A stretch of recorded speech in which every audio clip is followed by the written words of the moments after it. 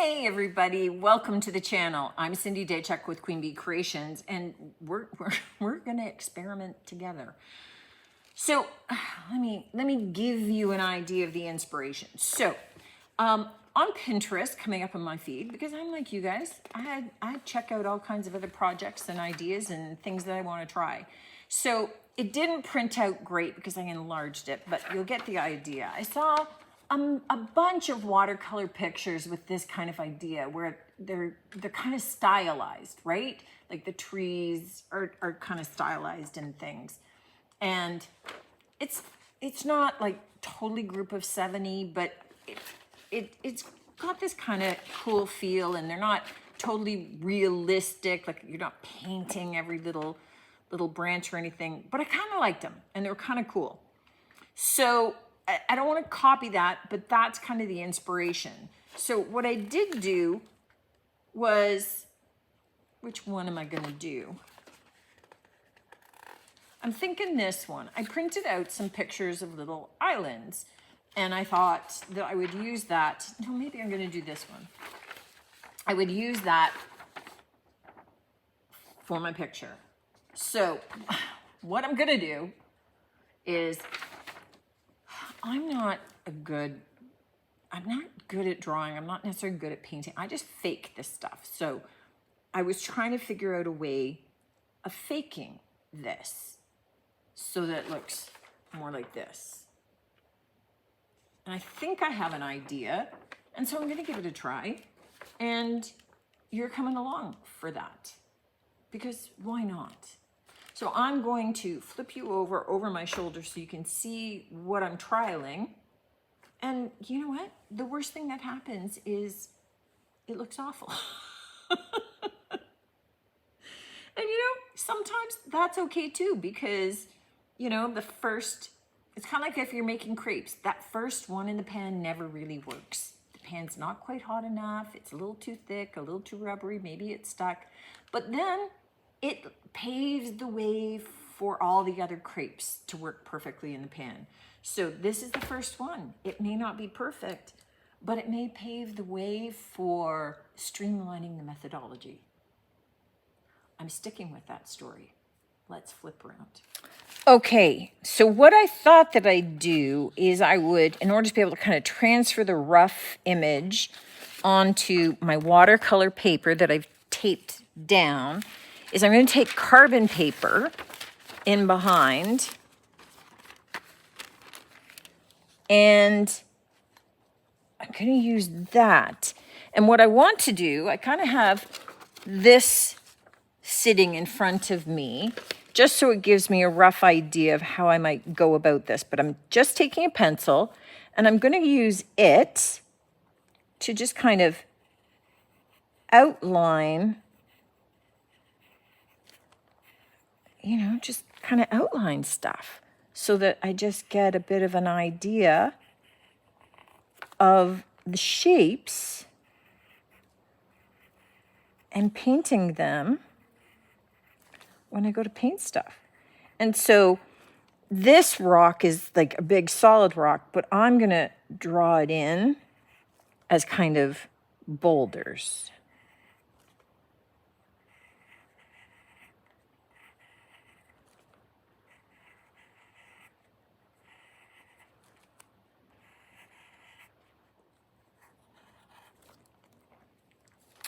And for the trees, I'm just going to do,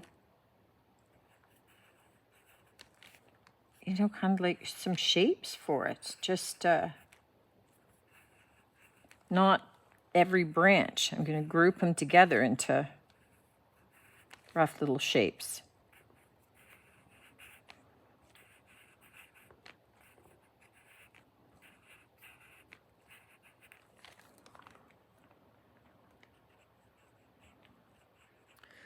Okay.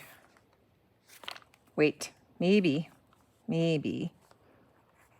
Let me just do a couple of these rocks out in the foreground too.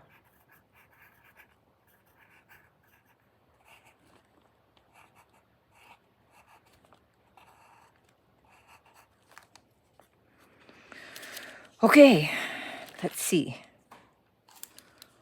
All right. So that kind of gives me a rough idea. Here, this will be more scrub. Well, you know what? We're just going to give it a try. Let me get my paints. Now it's time to try and drop in a little color. Now, I didn't do every line because I figured I can kind of fake it from here. But you can add as much detail as you want. You can, this is a great way, I think, for perhaps kind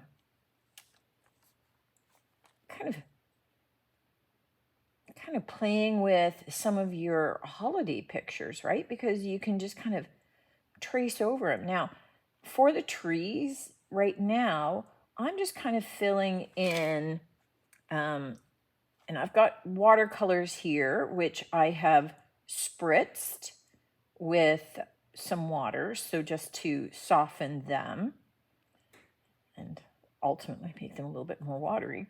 But I'm just going to start off by filling in the shapes that I've got, right? So I'll add more detail as I go, but I'm just starting by getting a rough idea.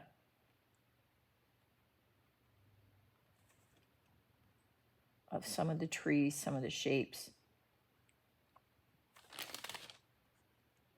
Really? You just start painting. See what you got.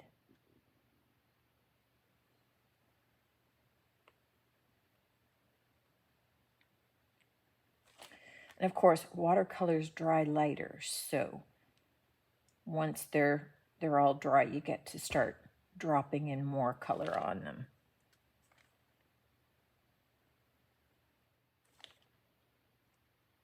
It's almost like you just created your own paint by number, little paint by number kit. All right, maybe not mine because I left a lot of open spaces. But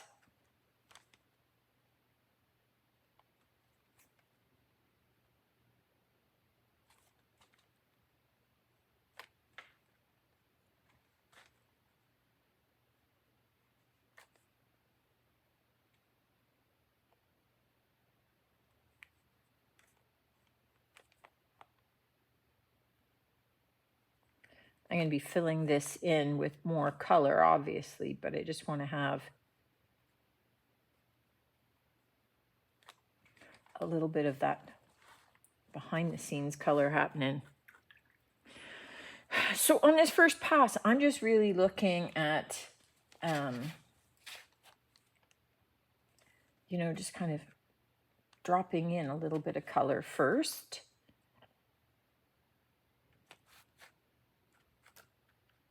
And then going back in and adding a little bit more after.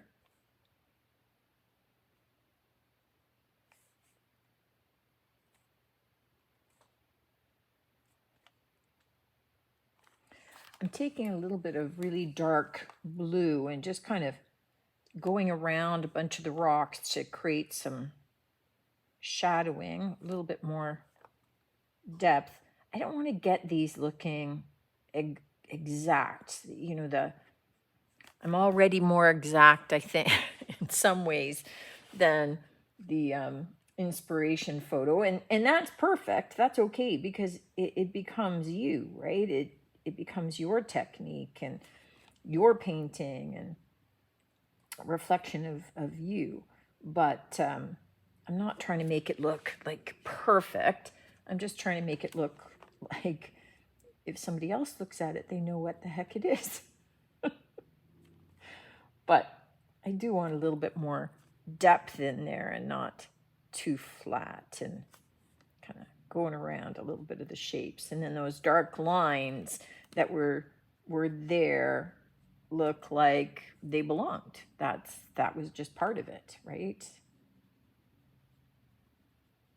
So I'm going to do a little bit more on the rocks, and then I'll start in on the top of my grasses and So with the trees now, I'm just going to be adding in a little bit more drops of color, making them a little bit stronger, right? The rocks have got some depth and some strength to them, so I want to have my trees have the same. And then I need them to dry before I go in and I start adding in some of the brush, because otherwise the brush will start to bleed into it a little bit, right?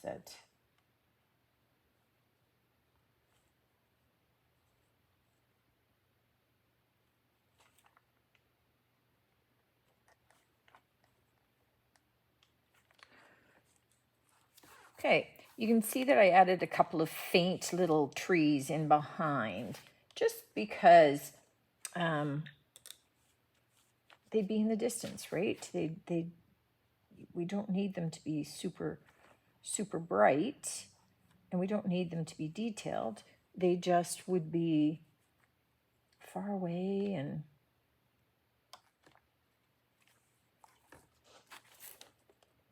okay, I think I'm kind of digging that as it is. Now, what I want to do is, this is an island, so we've got some water.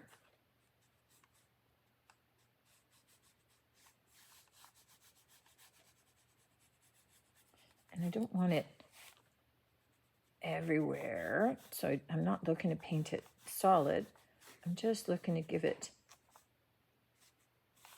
the idea that, you know, there's water there.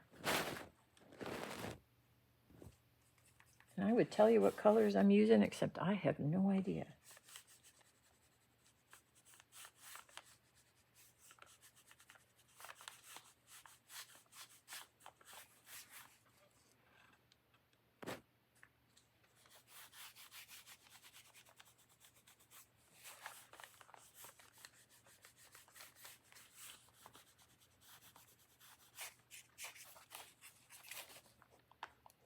And I think, before I mess it up, I'm calling it done. So what I like about this technique is that I didn't have to be able to draw. And that's probably a good thing for me. But I think that more than anything else, what I wanted to show was that you can take any picture, right, that you come across. This was the picture that I used as kind of the basis of mine. I used this sort of look as inspiration. I didn't duplicate it. I just kind of, you know, sort of loosely used it and drew loose outlines of these, because that's what this is. So I kind of used that as the inspiration. I used this as the inspiration for the picture. And then this is what it turned out like. So you can see there's a resemblance, but it kind of went its own direction. And it was combining a little bit of the look of this island with a little bit of the look of this, mixed in with me and my skill, my capability, and my eye, and created something completely unique. And I don't think that this is something that I would have come up with had I not been combining these. So take a look at maybe some of your travel pictures. I think that would be awesome using this technique. Print out one of the travel pics, kind of outline it onto your paper, drop some watercolor in, or colored pencils if you prefer. So you could do this, outline it and use colored pencils. You could use markers, you could use crayons, you could use pastels. I mean, you could use any medium that you really want and that you feel comfortable with. But I think, you know, I'm not good with watercolor. I, you know, just like to play with them. And that's okay too. That's okay too, because really at the end of the day, it's all about having fun, trying something new, experimenting, see what comes of it. And, you know, enjoy the time you got. Let me know what you think of this one, guys. Love to hear from you, and I do look forward to seeing you on the next one. Until then, take care.